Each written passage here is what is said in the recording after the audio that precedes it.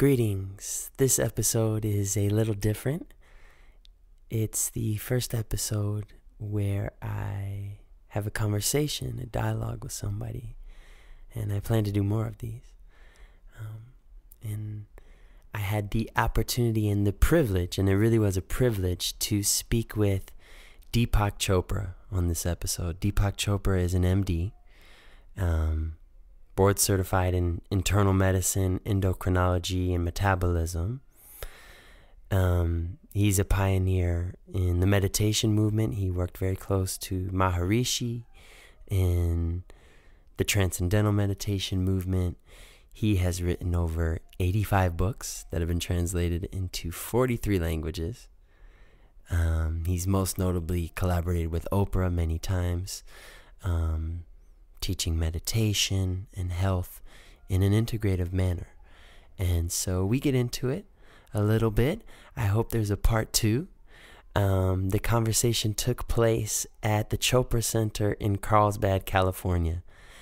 And this happened because Deepak and I were on a panel discussion in New York City, and we had the opportunity to talk, and he invited me and my love Megan to the Chopra Center in Carlsbad, and this conversation took place in his office. And take a listen. At one point there's a guided meditation which I would encourage you to do with us. And lastly, we were Facebook Living this conversation as well as recording it for the podcast, so you may hear us reference the video or things like that. I hope you enjoy. This is Deepak Chopra on What Does This All Mean? Okay, here we are.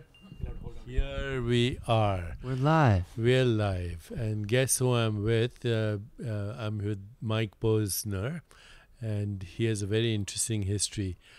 He's a rock star, and he's very well known, and he has a huge following. I heard that his last iTunes download was something like 1 billion downloads. So, Mike, you're speaking now. You're in front of my Facebook audience and YouTube audience soon. Greetings. You'll be there as well. Tell everyone a little bit about your history, and then we'll go from there. Sure. I'm from Detroit, Michigan originally, and I started rapping when I was 8 years old, and I started singing when I was 20 years old. And after making music for 12 years or so, I stumbled on a sound that was undoubtedly influenced by other people, but was unmistakably mine for the first time. And my music became popular when I was in my early 20s. And I was you're 29, almost 30. And we were discussing a little bit just a moment ago. At 21, 22, I encountered all the things that were supposed to make everything better for me. And I'm referring, of course, to fame, money, notoriety, attention from the opposite sex. And these things, they didn't really change my experience of life. I wouldn't say they made my life worse, but they explicitly didn't make it better. It was just kind of the same. And so since then, I've had the privilege to ask the question, if not that, then what? Why are we here? What does it mean to be human? And what does it mean to be a good human? And what's it mean to live a good life? And so you told me you've been in solitude, in silence for 1 week, and you had some insights. A few. I had some moments of despair and unparalleled loneliness as well. But I spent 7 days in solitude, and I wanted to find out who I was when I had nothing to do, nothing to accomplish. And so I sat down, and the first thing my mind did was try to make something up to do and accomplish. Mm-hmm. So I found myself pulled to organize the spices over in the kitchen area and then like run up the hill 3 times for exercise. And it made me question how much of my life am I actually just making up jobs to feel productive, jobs that I don't actually care about.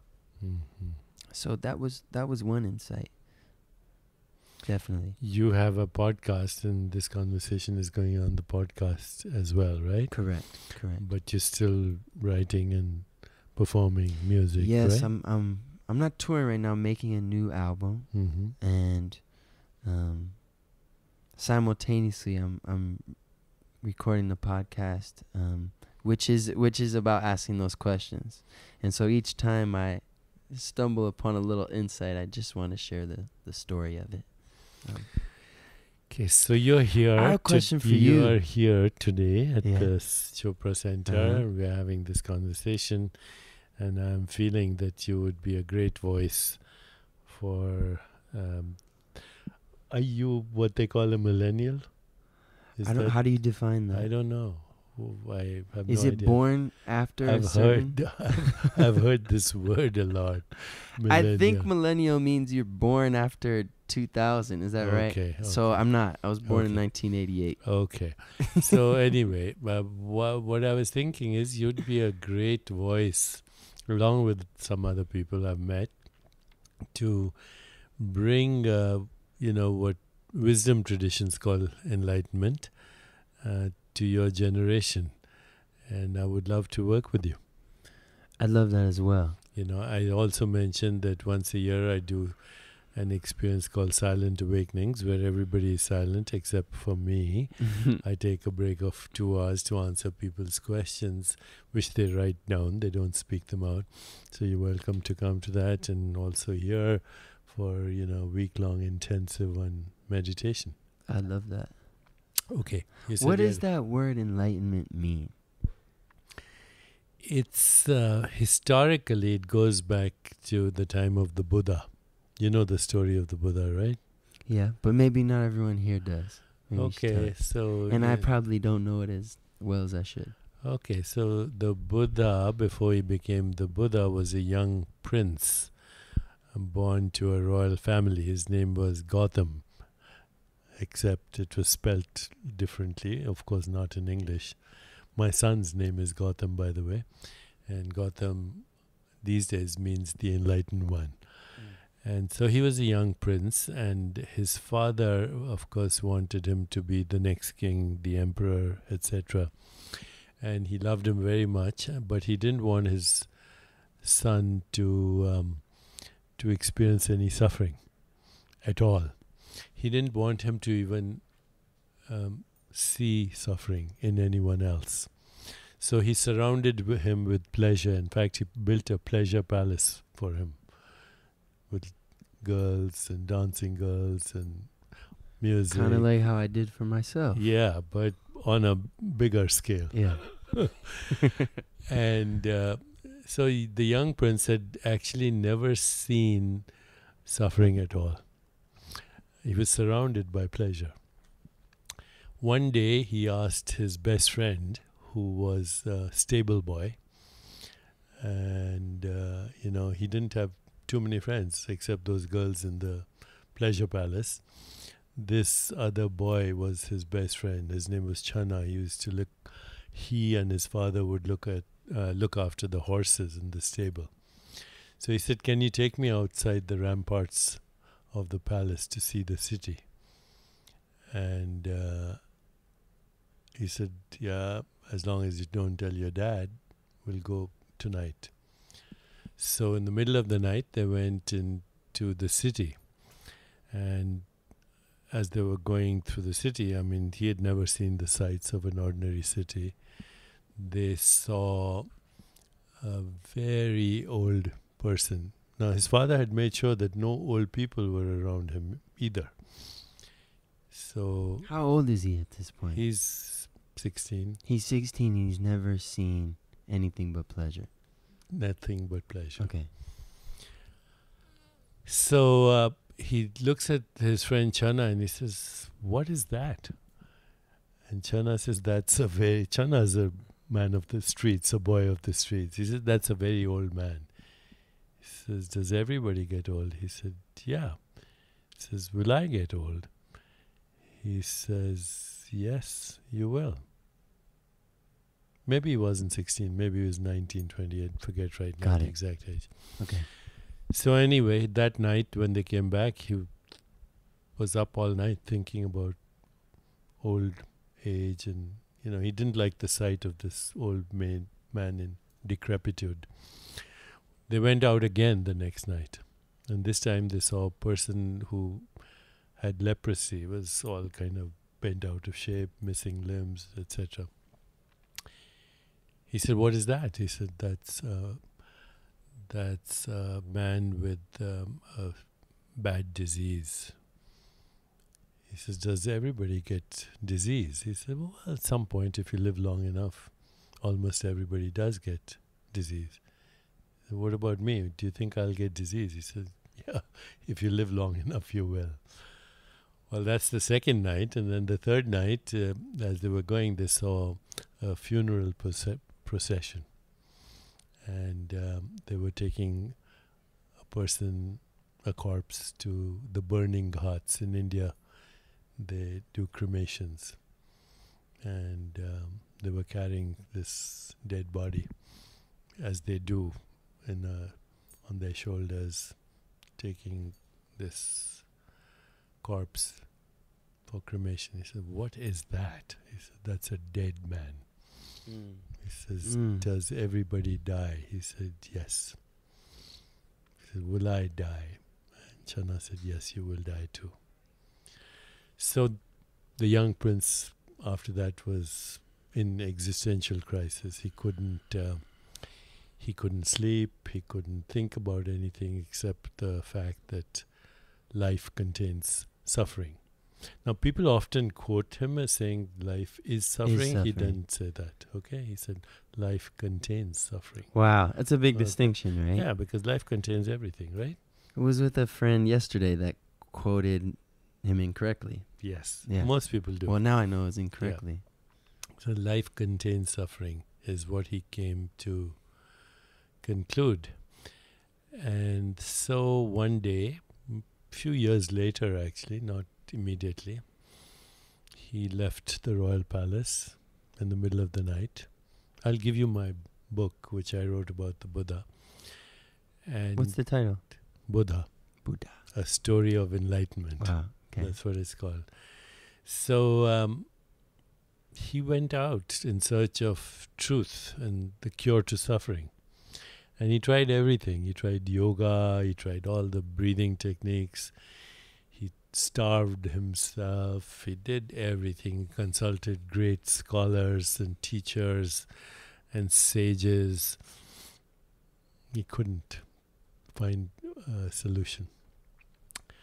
And then as it happened over a course of time, actually he almost died from starvation. He was eating like a grain of rice a day, right? Is that correct? Yeah. And he was ultimately, a young girl actually saw him and she force-fed him and he recovered. And so what is he doing in this time? He's trying to figure out, like me, if not the pleasure, then what? And so he goes, correct me if I'm wrong, he goes from the ditch on the right side of the road to the ditch on the left side? That's right. He goes. So he rejects all pleasure, kind of, in a way. He rejects all pleasure, and he finds that, sacrifice and pain is also not a solution. Mm-hmm. And all these practices, which are very important practices, yoga and breathing. This is what we do here. Yoga, breathing, meditation, we teach all of that. At the Chopra Center. At the center. Yeah. But, he ultimately gave up even on that. And so... it didn't work? Nothing worked. So he just still felt suffering? How did he know it didn't work is the question. He was in anguish. Okay. He was in existential anguish. Humans suffer a different kind of suffering. Animals suffer if you hurt them, right? Physically hurt them. But they don't have questions like, what's the meaning of life? What does it all mean? Right. what happens when you die. That's exclusively for humans. That's exclusively for humans. Who am I? And does God exist? If God exists, why should God, he, she, it care about us? Are we just a speck of dust in a mindless void in the junkyard of infinity? Is there any meaning, purpose? These are human questions, right? So he had them, as have humans, ever since they became self-aware. They have asked these questions. So here's what happens. He's sitting under a tree all by himself, and he was watching his breath, which is now called mindfulness. And what he realized is that the breath arises and it falls by itself. And he also realized you can't hold on to it. If you hold on to it, you suffocate. Then he watched the sensations in his body and he saw the same thing. They arise, they subside. He looked around and everything that was there was changing. He looked at his own body and he realized it wasn't the body he had as a baby or as a child. It too was changing. So he came to his first conclusion. If it is of the nature of arising, it is also of the nature of subsiding, which is the first dharma seal. It's called everything. Say that word, the first what seal? Dharma. Dharma, D-H-A-R-M-A. Got it. That everything in the relative world is impermanent. And what you're trying to hold on to can't be held on to. Whether it's a sensation, image, feeling, thought, perception, your body, your mind, your personality. It's ungraspable. So the relative is impermanent.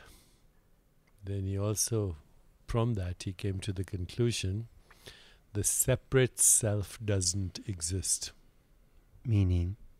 The separate self. So you, I'm Mike Posner, Deepak Chopra, your friend Megan. The separate self doesn't exist. You're a composite of everybody else, ultimately. Those, first of all, who are close to you, friends, family. But ultimately, you're not separate from anything in the entire universe. Meaning, like, so for me, I remember reading a Thich Nhat Hanh book. Did I pronounce that correctly? Yeah, Thich Nhat Hanh. And he illustrated good friend that, of ours, by the way. Good. He illustrated that in a really concise and beautiful way, which was, I think he was talking about the sun. He was saying the sun is as much your heart as your heart is. If the sun's a foot farther away, you die. Or if the universe is not mathematically tuned to the endless decimal point, we wouldn't be having this conversation. Right. And so the tendency, I just want to distinguish, like the tendency is for a human to, at least for me, for most of my life, I'm in this world, but I'm not a part of it. It's my job to navigate through the world and figure out how to really beat the world.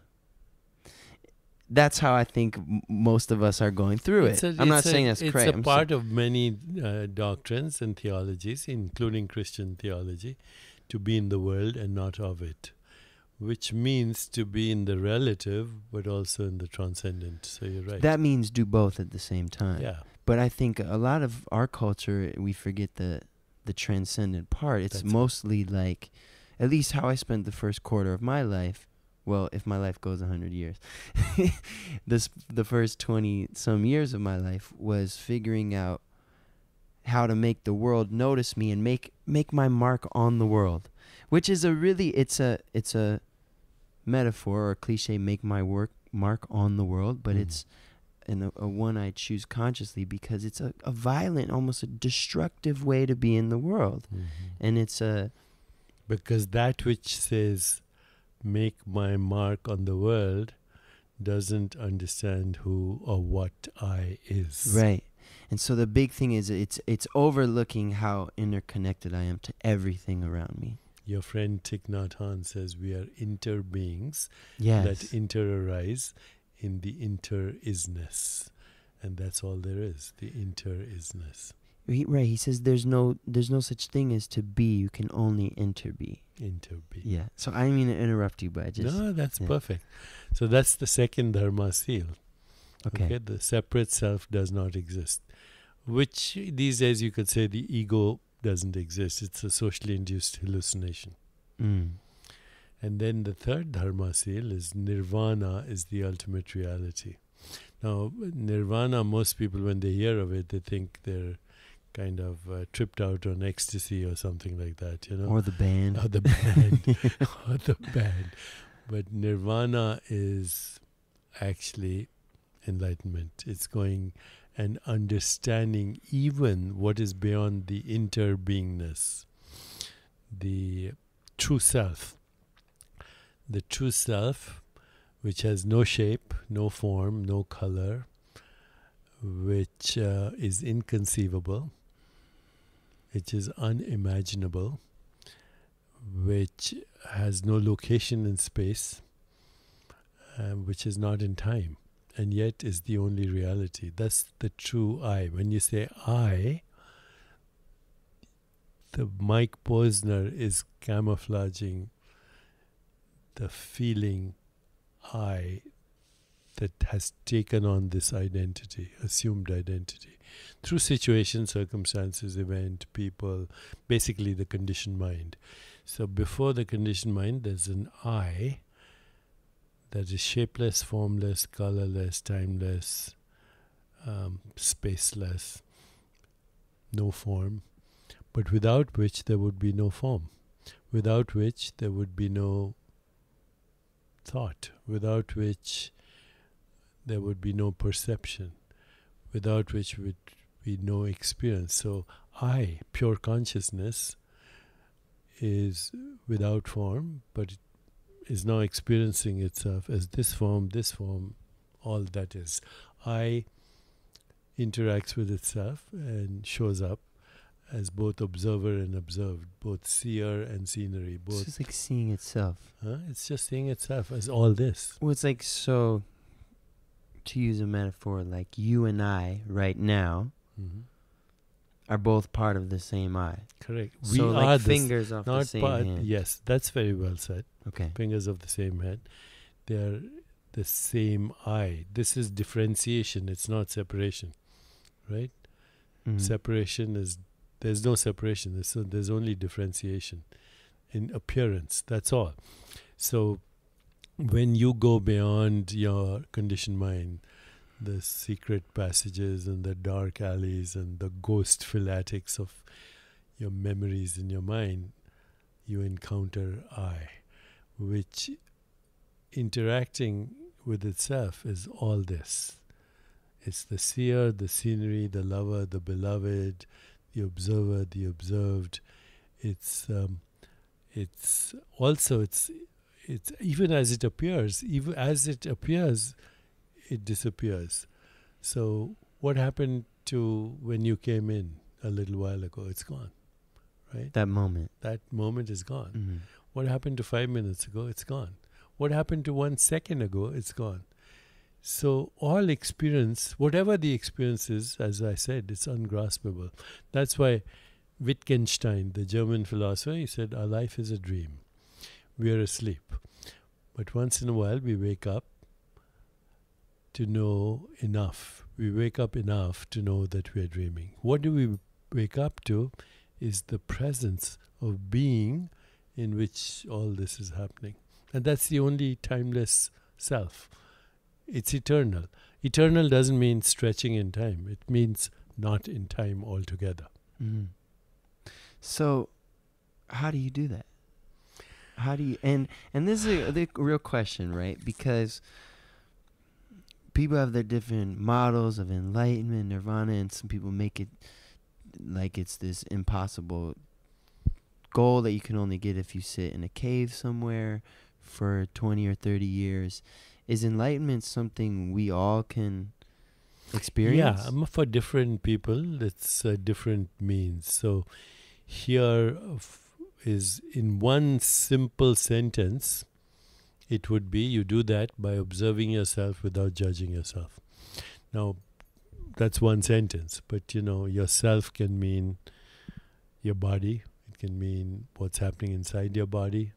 It can be your thoughts. It can be your emotions, mental space, observing the web of relationship, observing sensory experience. But in one short sentence, if you can observe yourself having an experience, whatever it is,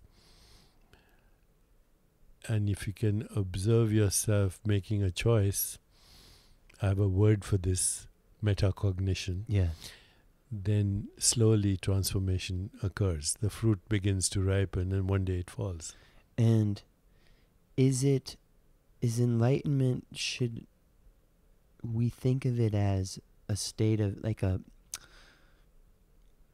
state of consciousness that can come and go? It is or is it, do you get into like an in zone and you're done for the rest of, like, you made it, you're enlightened, and now you don't have to worry about it anymore? There's a going forth and a coming back, a going forth and a coming back. So every 2 steps you take, you regress 1 step.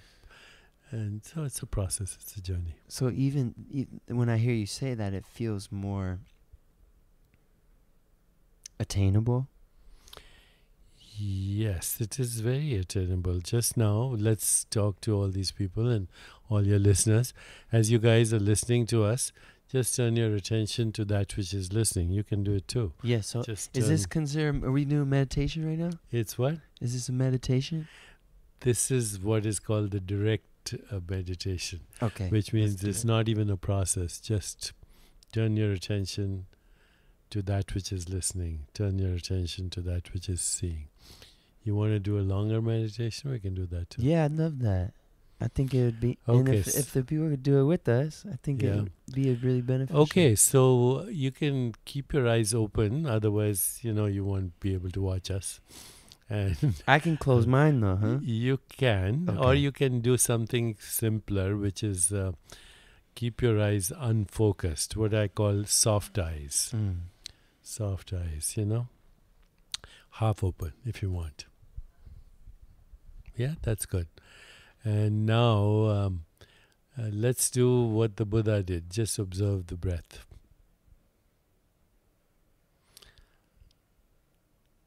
It's a coming and a going, and a arising and a subsiding. And you don't have to do anything, just observe it. And as you observe it, it'll spontaneously slow down. Breath is the movement of consciousness. It's also the movement of thought.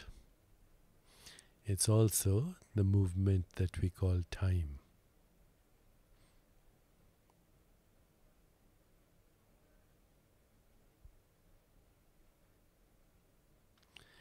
And now you can keep soft eyes, but bring your awareness into the area of your heart. And mentally ask the question, who am I? Ask the question a few times. Don't go looking for answers. Just ask the question and let go. If any sensations, images, feelings and thoughts come, just observe them like clouds in the sky. Who am I?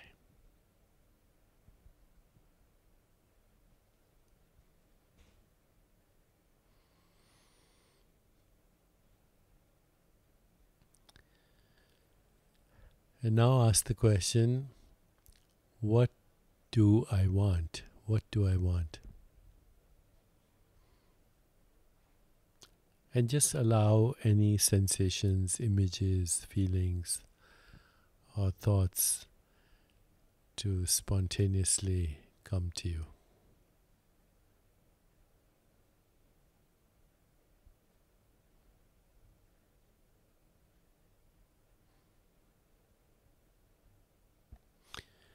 And now maybe you can ask a third question. What is my purpose? What is my purpose? Once again, allowing any sensations, images, feelings, or thoughts to arise and subside.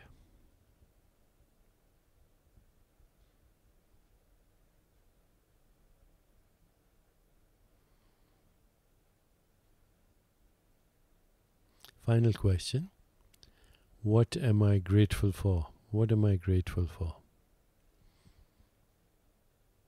Allowing any sensations, images, feelings, or thoughts to come to you.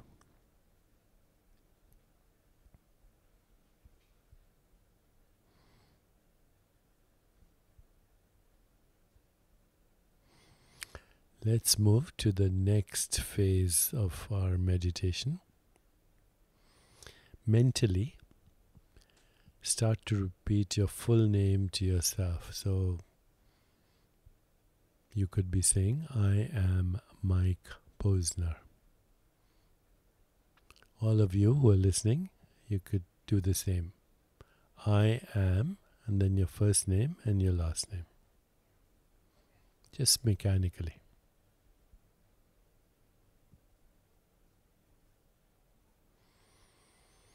Okay, now you can stop repeating your full name, but allow your awareness to fill up now with all the things on your mind.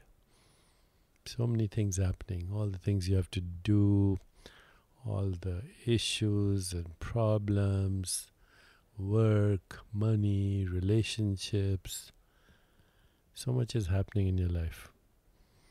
Invite them all to fill up your awareness. Let's do that for a minute. Shouldn't be difficult.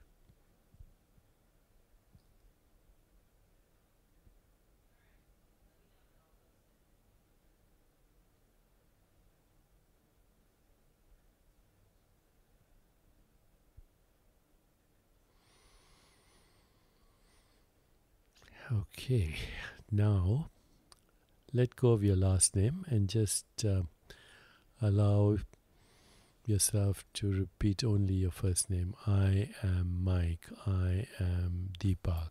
I am Megan. Just the first name. Few times.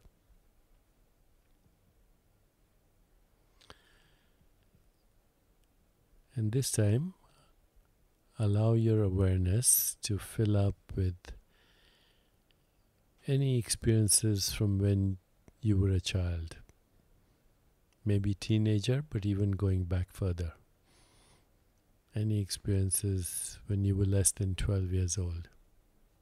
Whatever they are. Perhaps you can see your parents, your classroom, your bedroom, your siblings, birthdays.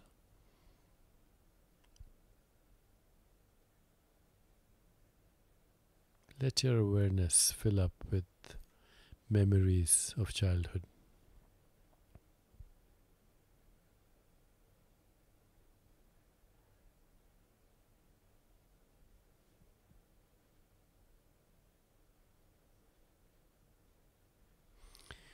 And now, drop your first name and just repeat, I am.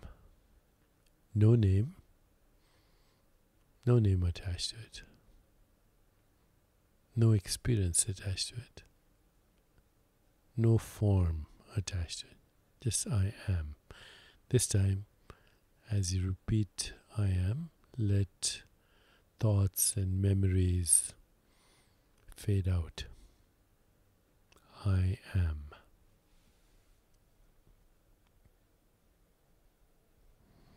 If you want, you can replace I am with a mantra. Perhaps you've received a mantra from the past, from some mother teacher.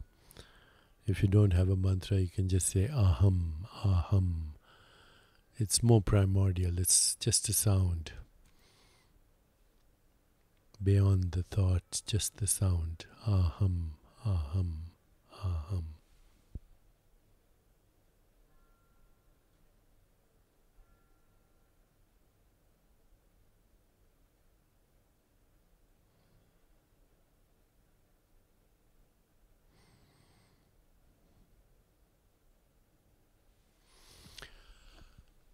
Finally, let go of the mantra and just rest in awareness. Rest in being. Rest in existence.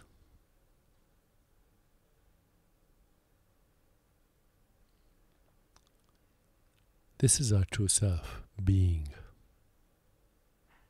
awareness, existence. Being has no shape, no form, no race, no religion, no nationality.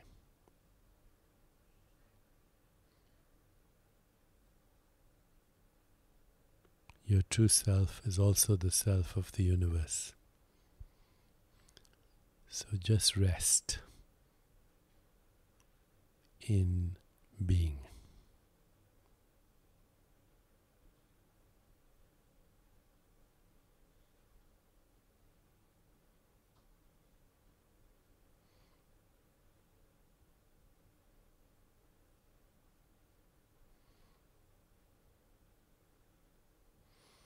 And before we come out of this meditation, just feel your body.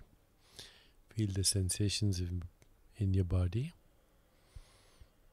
Come back to this place in time, in this location, wherever you are.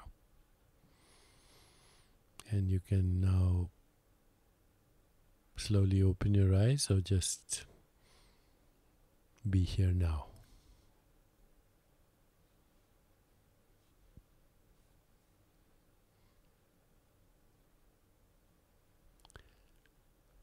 So, Mike, that's a short, generic experience. We can, of course, elaborate on this. There are nuances to this. You can add subtle intentions. But what you slowly begin to realize is your true self is infinite possibilities. It's really profound. Because we said a lot of words before we did that. Right. But they were all, like the metaphor I like to use, I've said to you before, is our words are all fingers pointing at the moon. They're not the moon. They are. So when we did that, I felt like I was being that, living it, not just talking about it. Rumi, Rumi, the great Sufi poet, he said, God's language is silence. Everything else is poor translation. And for a listener, how should they have a daily practice? What is your daily practice, if you have one? Like, I'm sure it's changed over the years. It's changed over the years. Remember, I'm much older than you, so I feel like a traveler in a train with a lot of baggage, and so every time the train stops, I drop some baggage off, and before the final station, I want to have no baggage at all. Okay. And so, like me personally, I meditate. I do the transcendental meditation, and I know you have. Yeah, that's my teacher, Maharishi. That's me with him. I'd love to talk more about him, but before we go there, I do that twice a day, 20 minutes. That's good. Should the listeners, let's say you're 18, you're 20 years old, you're listening to this podcast, you're a young boy, young girl, or young man, young woman. What should they do? What should you do? What should you be doing with your life? Okay, so here's what you can do, guys, no matter what else you're doing. Take 5 minutes to observe your breath, feel your body. That's not difficult, right? Every day? Every day. Yeah. 5 minutes. Close your eyes, observe your breath, feel your body. And just ask 2 questions. If you want, the 4 questions we went. Who am I? What do I want? What's my purpose? What am I grateful for? Don't worry about the answers, as the saying goes. Live the questions, and life will move you into the answers. That's a good way to start. And what does it mean to? How can they not waste their life? A young person. If you're 18, you're 20 years old, trying to figure out what to do. Like at 20, I remember I was trying to figure out what I want to do with my life. And what criteria should someone like that use to make that decision? Should be thinking about others. I know how I think about it now, but Do you have any advice for a young person? Imposed morality is hypocrisy. All imposed morality is jealousy with a halo. It's cunning hypocrisy. So don't try to be good. Don't try to be moral. Be natural. But at the same time, don't be a biological robot. Don't rush to conform, which is what we do. Everybody's rushing to be like everybody else. Find out what you're good at, your unique talents, your unique expression, as the poet Rumi said, I want to sing like birds sing, not worrying who listens or what they think. Okay, so sing your song and then give it as a gift to the world, and you'll get everything you want. But also commit to something bigger than yourself. Be authentic, which means be yourself, be natural. Don't pretend to be holier than thou. That's a big danger in spiritual traditions and ashrams and spiritual groups. They're all being very nice, and that's called mood making. They're making a mood, and that's not real. Just be yourself and be authentic. If you promise to deliver something, do it. We call that integrity. Honor your word. And then commit yourself to something bigger than your little ego identity. And you'll be all set. And it's funny when you do that, at least I found in my life, when you commit yourself to something outside of your little ego, somehow all the things you wanted for your little ego show up. They show up, yeah. It's called synchronicity. Yeah. Synchronicity. I wanted to ask you, so when you talk about the mood making? Yeah, it's a big deal. And every spiritual group I've been to, they're being so nice and so positive that it's exasperating. I want to run out. How do you deal with, you obviously, I'm looking at your wall, your pictures with President Obama, Michelle Obama, Michael Jackson. I know you've done a lot of work with Oprah. My kids. Your kids, There's of course. Oprah also up there. Yeah. And so, if she married me, she'd be Oprah Chopra. So my question is, you obviously are someone who is recognized. A lot of accolades, and I'm sure credit. People tell you you're good a lot. How do you not let that? You never take your press seriously. And make Even sure on a personal level, you make sure you surround yourself by 2 or 3 people that don't take you seriously. My kids don't take me seriously. My wife doesn't take me seriously. That's good enough. You should be grounded. You should be grounded. Otherwise, you start to believe in what everybody thinks you are. You're not what everybody thinks you are. You are you. You're the universe, actually. Right. Yeah, when you say that, it reminds me of the Bhagavad Gita. I read this book early this year, and it's a powerful text. Correct. And I might be wrong, but I don't think, at least in my translation, there ever is the word God, but there is the word self with a capital S.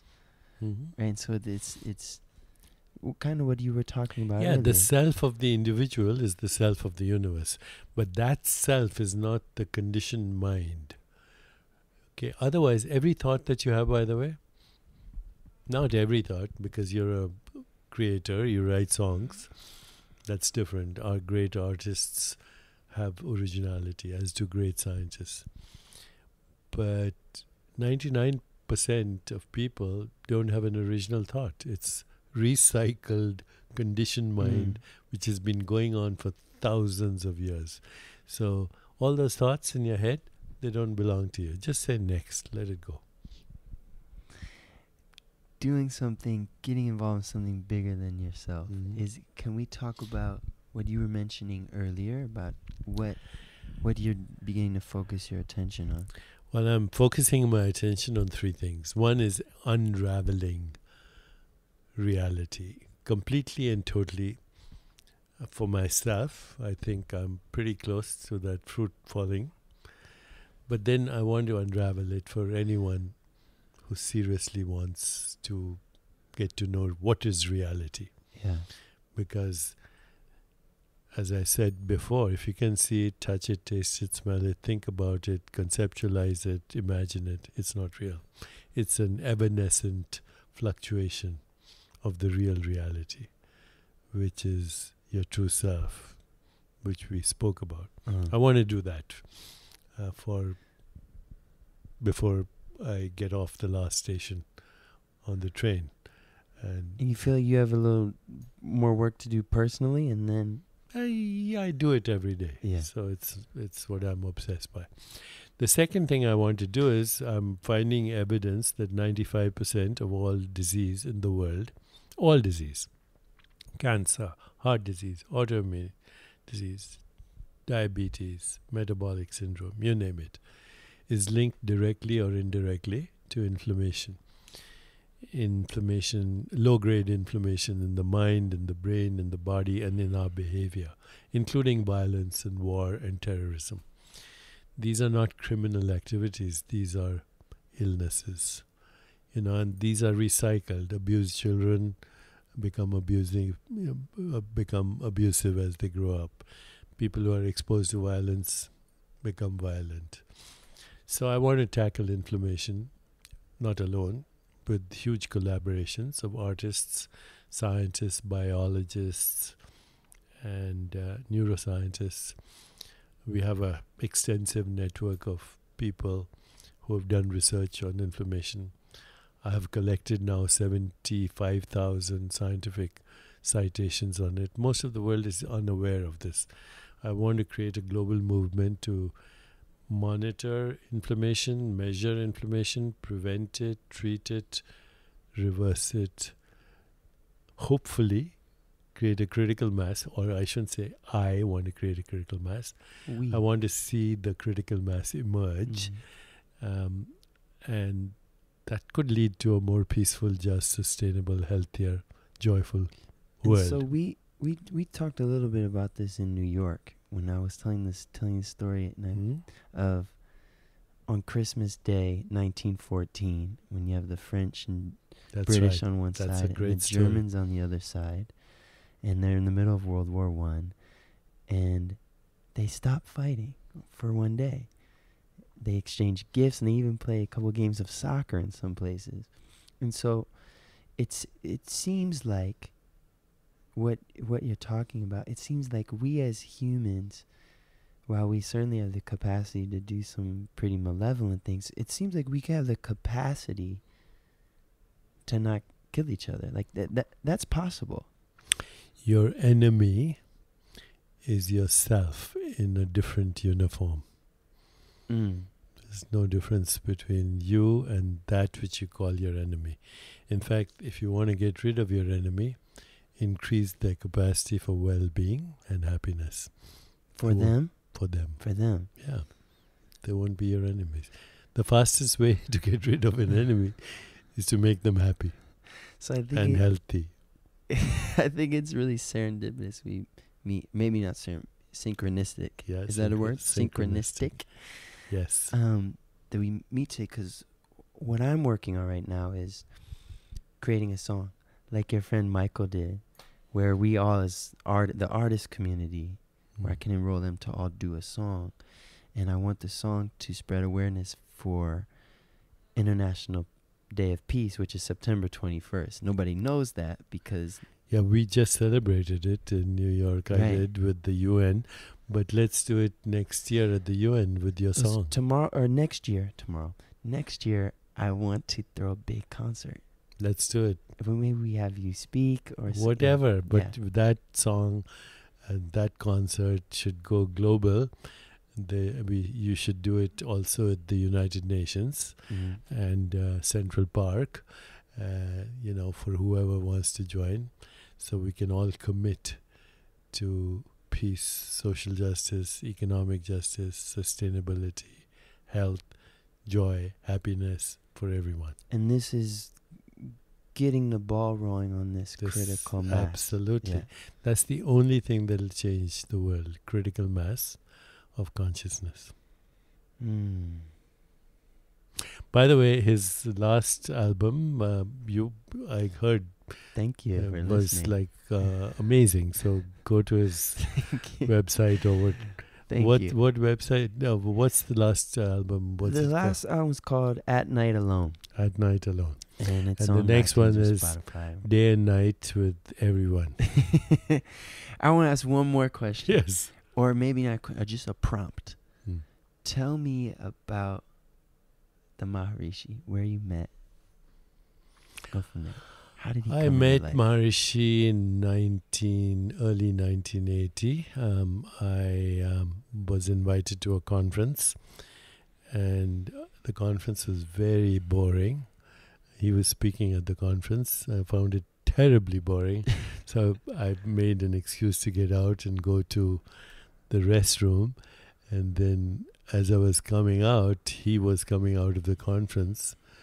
And I guess he spotted me as the only Indian over there. Mm-hmm. And he said, come up and speak to me in my room.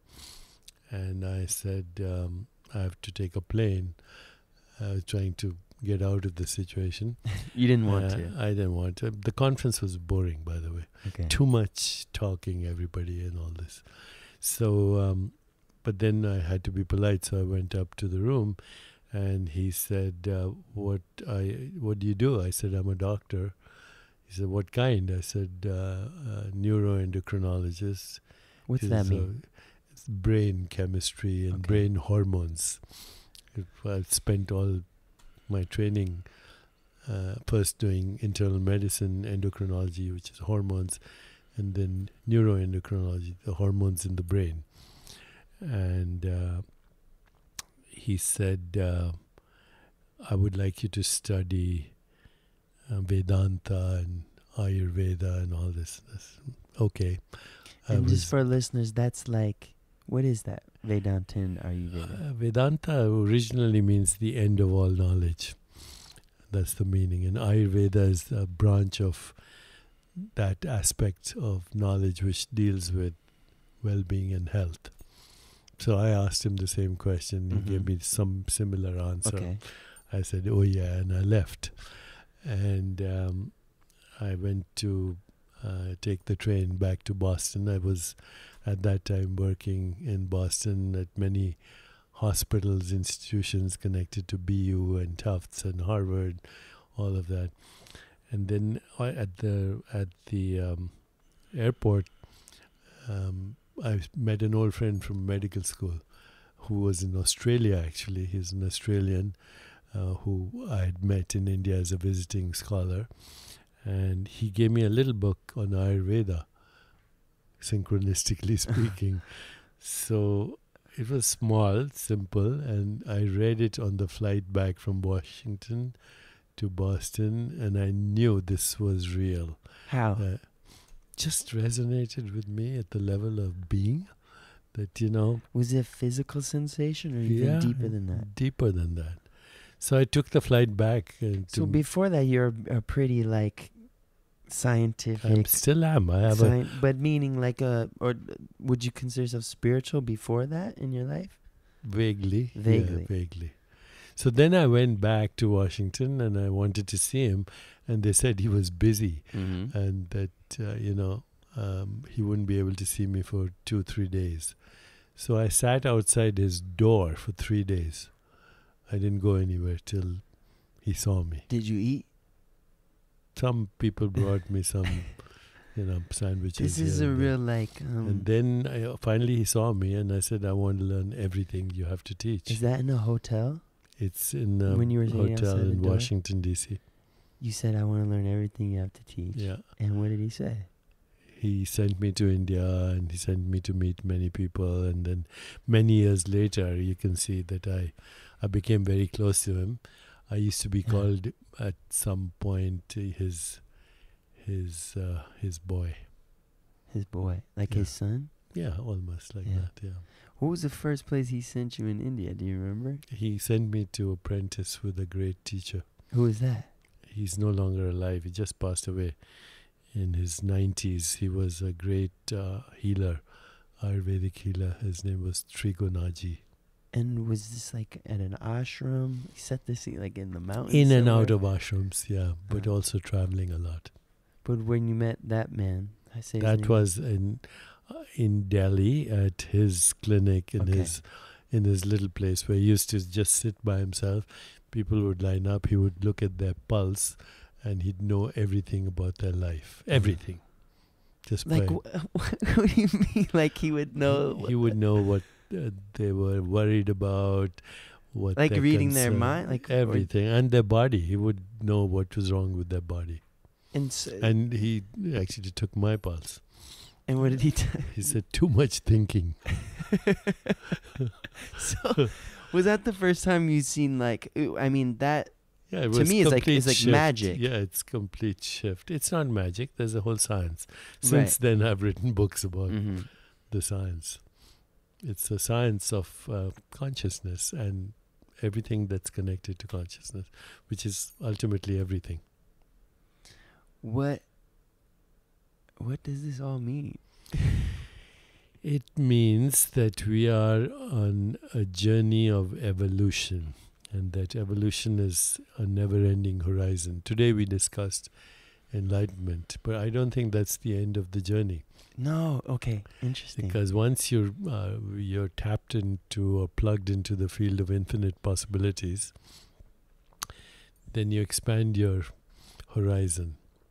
And as I said, horizons never end. When you get to the horizon, there's another one. So I don't think human evolution is it. In fact, I'm writing a book right now. It's called Metahuman. What does it mean to be beyond human? I keep quoting my favorite guy, Rumi, the Sufi poet. Yeah. He says, when I die, I will soar with the angels. But when I die to the angels, what I shall become, you cannot imagine. To the angels, Even the angels are not, they're the next step for you and me. And then there's another The thing. meta-angels. Meta-angels. Wow. Whatever we want to call them. This is resonating with me because I think the line of our discussion today was a lot of me asking you to like describe the path towards the end zone, for lack of a better, like describe the path towards the end, which is enlightenment. No. And now you're telling me, well, that's not really the end. So that's I need to sit with that one. Once you're grounded in infinite possibilities, there are infinite possibilities to experience, right? Yeah, makes sense. So consciousness, in order to experience itself, has to become conscious to itself.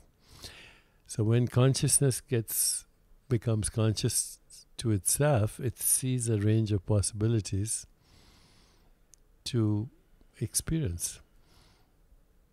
Right? And if it is infinite possibilities, then there are infinite experiences. And is the trip? I mean, if we are everything and we're already enlightened, right? And it's covered up, like the clouds overshadow the sun, as you said the other day. It's kind of like just realizing you're enlightened, but you already are. You already are, yeah. But it's overshadowed.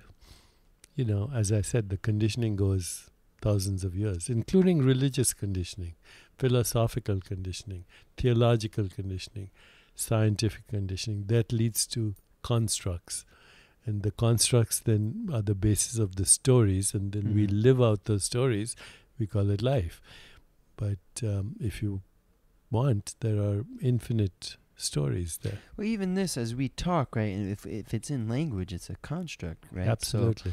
So almost like a disclaimer should go out with the conversation. Yes. Like this is not reality. We're just talking about it. That's it. And I felt that when we meditated it, there was a big difference between being in it and talking about it. Yep. Huge difference, day and night. Yeah, day and night. There's being, there's feeling, there's thinking, reflecting, speaking, and doing. But most of our society is caught up in doing and thinking and restless thinking, but no time to be. To be. Is there anything else we should add? Do be, do be, do. Do and be. Do and be. Yes. Doobie doobie doo. Doobie doobie doo. We can put that in our song. Okay. Thank you so much. Thank you. It was great to have you. And come again. Ooh, I might be waiting outside your door. Okay. Thanks. Teach me everything you know. Okay. All good. Take care. God bless. Peace, y'all. And if you enjoyed this, share it with your friends. Spread the word.